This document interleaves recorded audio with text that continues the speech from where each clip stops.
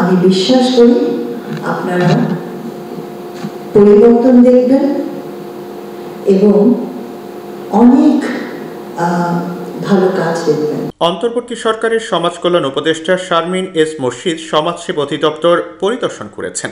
মঙ্গলবার সকালে তিনি সমাজসেবা অধিদপ্তর পরিদর্শন করেন। এ সময় কর্মকর্তাদের সঙ্গে মতবিনিময় করেন সমাজ কল্যাণ উপদেষ্টা। বলেন, মেধার ভিত্তিতে হবে সমাজ কল্যাণ মন্ত্রণালয়। মেধাকে আমরা পুঁজি করব।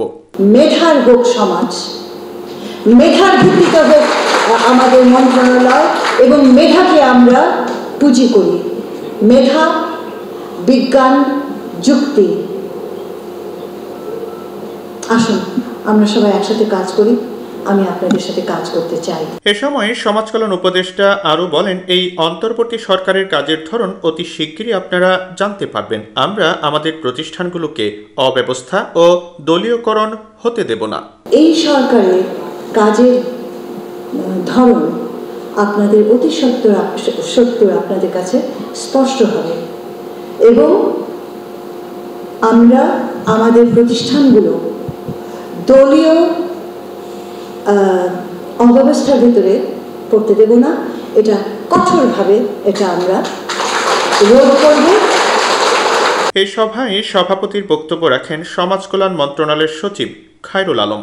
আমাদের দেখার মধ্যে দৃষ্টিভঙ্গিগত অনেক পার্থক্য আছে। আজকে আমাদের তরুণ প্রজন্ম যা দেখে, আমাদের বাচ্চারা যা দেখে, পৃথিবীকে তারা যেভাবে দেখে, আমরা কিন্তু সেইভাবে দেখতে সক্ষম হই না অনেকেই।